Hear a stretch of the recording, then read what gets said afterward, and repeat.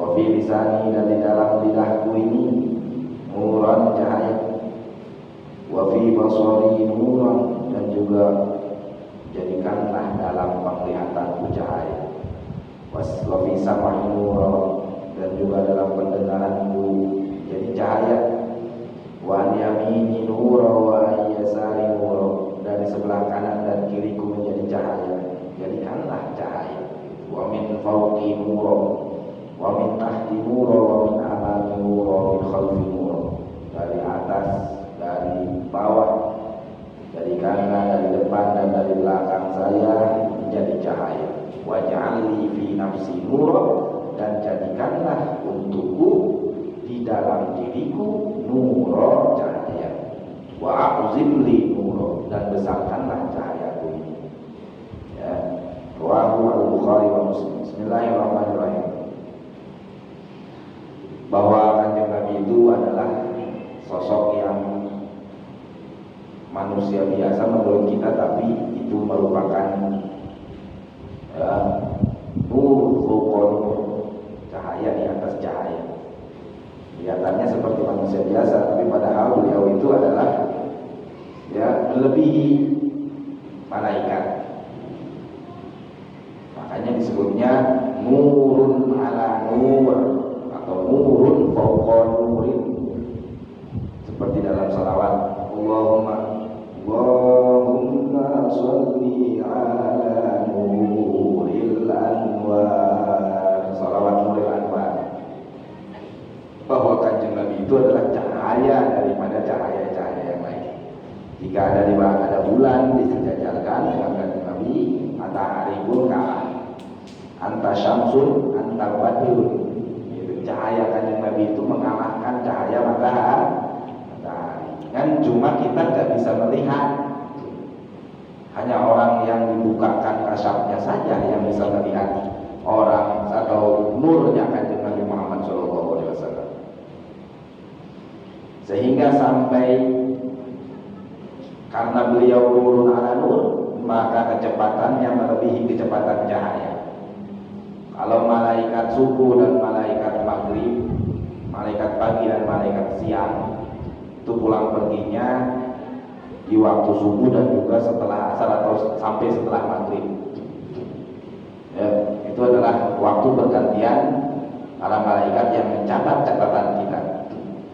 Dari bumi sampai ke langit, sampai ke tempat mereka menyimpan catatan kita, itu hanya beberapa detik saja.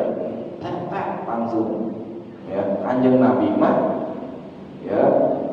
dari mulai Masjidil Aqsa sampai Sidratul Muntaha, bukan hanya tempat catatan yang malaikat itu tempat mereka simpan catatan kita, bahkan lebih dari itu Kanjeng Nabi bisa melewatinya. Ini kan nurun ala nur.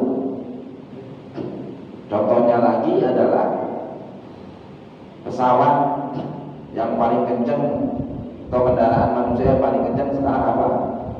Paling hebat diketemukan sekarang ini kalau kereta itu namanya kereta maglev. Kereta maglev itu apa? Kereta yang berjalan di atas magnet dengan teknologi magnetic levitation namanya.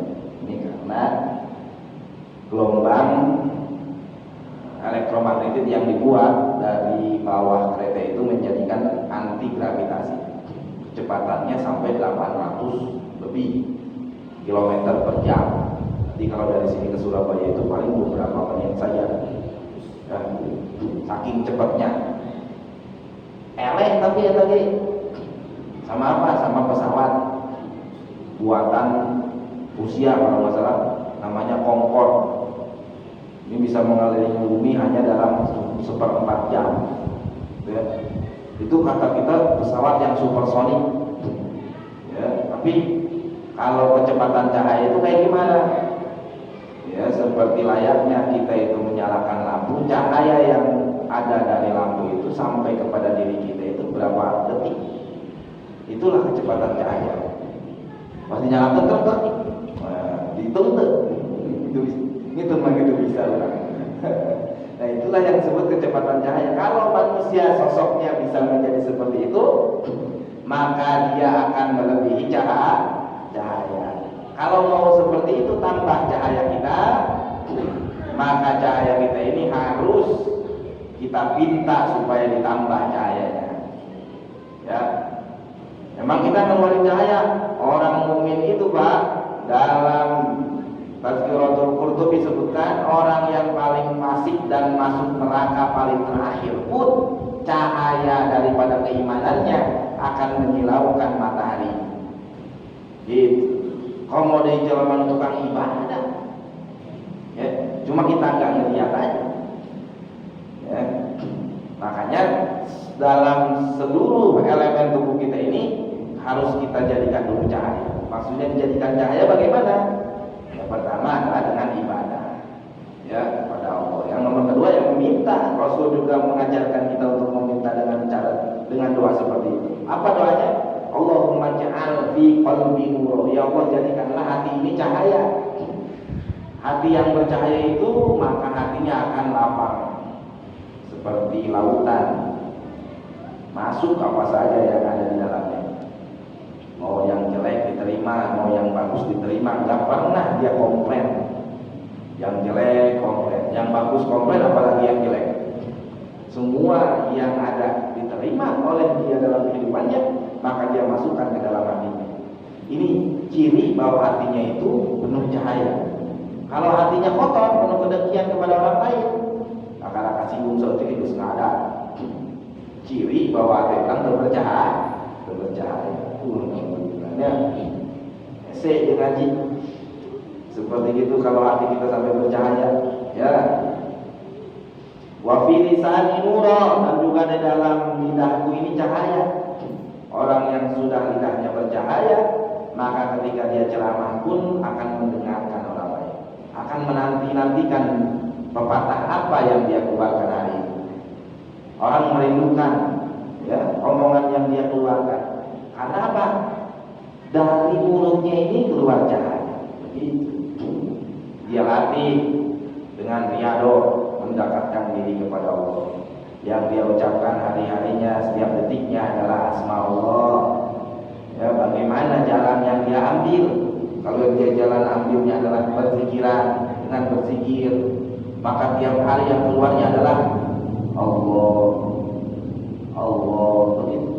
Maka ketika keluar seperti itu, dia akan keluar daripada lisannya ini cahaya. Orang lain akan mendengarkannya pun sejuk, ya, gak mudah terpancing emosi, gak memprovokasi orang lain dalam ceramahnya. Nah, ini lisan nuro itu seperti itu, ya. Kenapa? Karena lidahnya itu sudah sering, ya, menyebutkan asma-asma Allah ataupun firman Allah. Ada yang baca Quran, ada yang sholawat tiap hari, tiap detik sholawat itu. Ada yang sholawat yang macam-macam, baca Quran yang macam-macam. Nah, ini cara-cara kita supaya menjadi bercahaya itu harus dengan beribadah.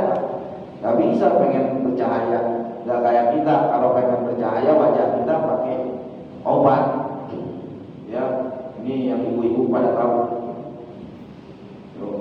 Beli sampai enggak bercahaya dalam hitungan detik saja, ya. Rambut pengen warnaan, beli sekarang handbag ya. Kalau beli ini kan 300 ribuan itu sudah membuat, hanya dalam 1 menit saja sudah membuat rambut kita bercahaya, ya.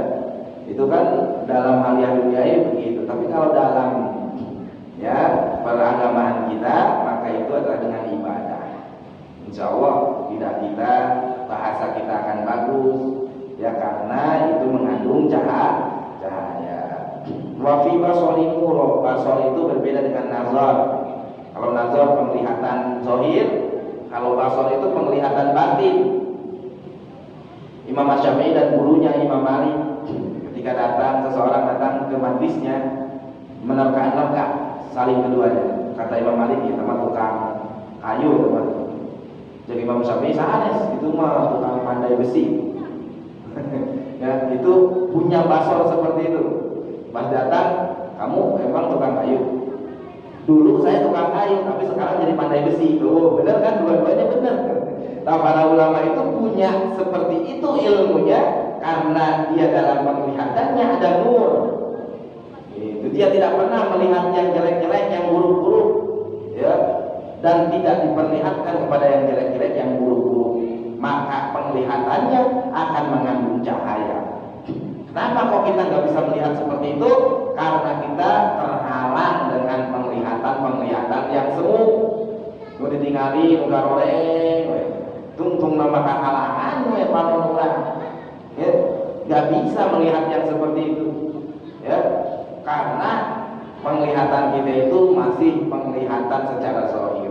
Kalau penglihatan secara batin itu bisa dipancing dengan beberapa. Kalau ahli hikmah itu sampai nyari cara dan ada memang kitabnya. Dunia dunia kan cak-cak anu kajong pantol 5. Dia akan ngumpulkan cak-cak 5 di tutuan, bisa ngerai jadi celah. Ya, oh sudah ini kudu kucing, yang dukun mah gitu. Ya. Kucing dibuncit, copot empedunya sama matanya, tumbuh sangrai jadi celah. Ya, itu caranya yang nggak benar karena ngamatiin makhluk Allah yang dicintai oleh Rasul. Ya, tapi itu cara yang lain itu mah, tapi itu terbatas penglihatan seperti itu. Tidak bisa melihat sampai melewat ruang dan waktu. Kalau dari ibadah yang kita laksanakan misalkan dari ibadah, maka itu namanya ketersingkapan. Dalam bahasa filsafat disebut disclosure, itu seperti itu. Dia nggak ngelihat langsung, tapi dia mengerti apa yang dia lihat. Ya, ini susah neranginnya kalau belum ini apa. Misalkan Bapak datang kepada para wali, kadang-kadang dia sudah tahu mengetahui. Sebenarnya bukan mengetahui, tapi Allah memberi pemahaman kepada orang yang dikasihinya itu. Ketika Bapak datang, masalahnya udah teridrok. Ya, teridrok itu ya, susah neranginnya. Jadi si wali itu ngomong baik, tapi ternyata itu pas dengan keadaan kita yang sekarang. Nah, ini yang disebut dengan basori muro itu, wafisamain muro. Kalau pengen tajam Mbak penglihatan dan pendengaran kita, orang yang sudah pendengarannya itu penuh dengan cahaya, maka dia akan bisa mendengarkan. Bahkan geretan kolam pun bisa didengarkan kalau tingkatannya lebih tinggi lagi. Ya. Kalau kita nggak bisa seperti itu, pendengaran kita terbatas. Anak-anak lagi ngobrol di belakang ini saya tidak dengar karena terhalang sama pintu. Ya, ibu-ibu yang lagi ngobrol, misalkan di warung ataupun bapak-bapak di sana yang sedang ngobrol dan sedang ngopi, saya nggak bisa dengar. Kenapa? Karena pendengaran kita terbatas. Tapi ketika Allah sudah buka pendengaran itu, maka jangan-jangan orang yang sedang mengobrolkan kita secara jarak jauh, firman Allah pun kita bisa mendengarnya. Seperti Nabi Musa alaihissalam bisa mendengarkan kalam Allah ketika bertemu di Turi sini. Wa kallamallahu Musa taklima, artinya Allah membuka hijab daripada pendengaran Nabi Musa alaihissalam, karena pendengaran Nabi Musa sudah banyak nurnya sehingga bisa mendengar daripada firman Allah. Ternyata Pak, Nabi Musa datang ke Gunung Turisin itu harus tirakat dulu selama 40 hari 40 malam. Nah, kalau ada amalan dari guru kita ataupun dari kiai kita, amalinnya 40 hari 40 malam ya, itu sebenarnya ngalap berkah kepada siapa? Kepada Nabi Musa alaihissalam, karena sebelum Allah bukakan telinganya ini, ya, beliau disuruh mendekatkan diri dan dikasih tahu caranya. Cara-cara tersebut antaranya adalah puasa. Berarti supaya pendengaran, penglihatan kita menjadi lebih tajam adalah dengan cara berpuasa. Berpuasa itu intinya apa? Intinya adalah meninggalkan kenikmatan. Berarti lamun hayang urang kabeh pinuh ku cahaya, ulah sok kagoda kuno beunangeun. Geuna di modal muna. Ya, pagi-pagi udah sarapannya juga di KFC. Udah buka kan KFC 24 jam. Ya. Kurang-kurang di restoran anu, wah ngarareunah wae. Rumah mereka bukaan. Kalau jadi kiai mah daang wae para puasa. Ya, tungtung nama hijab terus. Wa an yamini nura wa yasari nura wa min fawqi nura wa min tahti nura min amami nura min khalfi nura. Kalau orang yang sudah menjadi bercahaya, maka yang ada di depannya pun akan terbawa menjadi bercahaya. Kiri kanan atas bawah depan belakang, bahkan ada di samping kita pun semuanya akan bercahaya, karena cahaya itu akan menyinari orang-orang dan juga makhluk yang ada di sekitar kita. Ya, kalau orang yang sering dia ini mendekatkan diri kepada Allah, maka cahayanya akan bertambah. Anjing Nabi Muhammad SAW, Nabi kita Nabi Muhammad SAW, tiap detiknya dia akan bertambah cahayanya. Tingkatan-tingkatan keimanannya akan terus tambah. Ketika ada kejadian anu, tambah lagi keimanannya. Ketika tambah lagi keimanannya. Kurang mah tambah hari. Karena kita nggak kuat. Bapak mau melaksanain seperti itu misalkan bisa, cuman wadahnya kuat nggak? Manusia itu punya wadah namanya. Wadah inilah yang nanti akan menampung cahaya itu. Namanya kalau dalam bahasa ilmu hikmah wadah batin. Sanajan ilmu narawa amalannya